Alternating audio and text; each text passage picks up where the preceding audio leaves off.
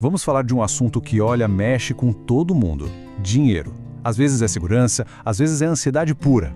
Fonte de alegria, mas também de muito conflito. Mas o que a Bíblia realmente diz sobre ele? A resposta talvez seja bem diferente do que a gente costuma imaginar. Então, vamos mergulhar nisso. Quem nunca ouviu uma frase assim, né? Dinheiro é uma desgraça. Geralmente é uma fala que vem da dor, sabe? Muitas vezes está ligada a dívidas, a ganância que a gente vê por aí, ou até aquelas brigas de família por herança que, nossa, destroem relacionamentos.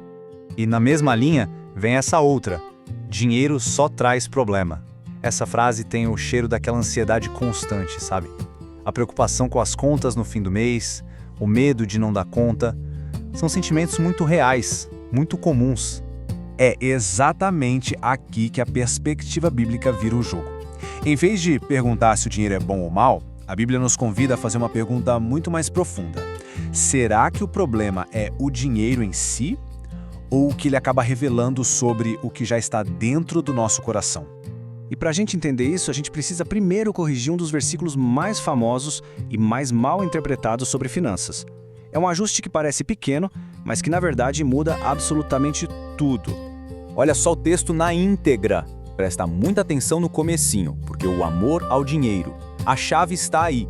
O texto não diz que o dinheiro é a raiz, mas sim o amor a ele. E aqui a gente vê a diferença de forma muito clara. De um lado tem a ideia popular, que coloca a culpa toda no objeto, no dinheiro, do outro o que o texto realmente diz. O problema não é o dinheiro, é a atitude do coração, é a adoração, é aquele apego doentio. E se a gente for no grego original, fica mais claro ainda. A palavra usada lá é filargíria. Filo quer dizer amor, amizade. E argyros significa prata, dinheiro. Ou seja, o diagnóstico bíblico não é sobre ter dinheiro, mas sobre amar o dinheiro de uma forma doentia. É sobre a ganância. E o ponto crucial é este, então. O apóstolo Paulo, nesse mesmo trecho, não fala para as pessoas ricas simplesmente se livrarem de tudo. A instrução é outra. É para não confiarem na riqueza e, em vez disso, serem generosas. A ordem é sobre o uso correto dos recursos e não sobre a ausência deles. Isso tudo nos leva para uma visão muito mais equilibrada, eu diria. A Bíblia enxerga o dinheiro de duas formas. Ao mesmo tempo que ele pode ser uma ferramenta para a bênção, ele também representa um perigo espiritual muito, muito real. Por um lado, a capacidade de trabalhar, de gerar recursos, é vista como um dom, uma bênção que vem de Deus.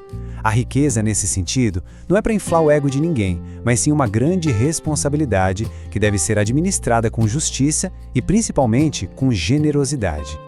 Ok, se pode ser uma bênção, por que tantos alertas, né? É porque Jesus sabia, melhor do que ninguém, que o dinheiro tem um poder de sedução enorme sobre o coração humano. E Jesus usa uma palavra bem específica para isso: mamon.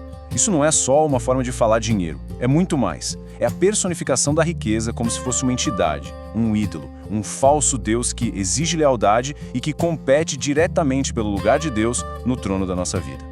E a conclusão de Jesus é radical. Ele diz que não dá para ficar em cima do muro. Não existem dois senhores. Ou Deus governa o coração e a carteira, ou as riquezas vão governar. É uma escolha de a quem se vai servir. Ok, a teologia é fascinante. Mas e aí? Como é que isso funciona na vida real, no nosso dia a dia? A grande questão é como a gente transforma essa reflexão toda em ações bem concretas que impactam nossa vida financeira. Bem, aqui vão 3 princípios. Primeiro, planejar. Ter um orçamento, ter metas, tudo isso é sinal de boa administração. O cuidado é para não deixar que o plano vire um ídolo que tira o sono.